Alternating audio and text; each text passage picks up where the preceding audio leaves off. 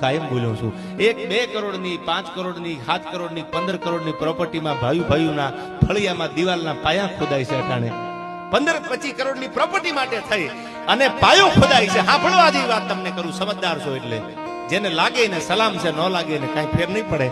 પણ 5-25 કરોડની મિલકત માટે પોતાના ફળિયામાં પાયો ખોદાય, આડી દિવાલ ઊભી થઈ જાય, એકાબીજા ભાઈને બોલાવતા બંધ થઈ જાય ખાલી પ્રોપર્ટી માટે, 5-25 કરોડની પ્રોપર્ટી માટે.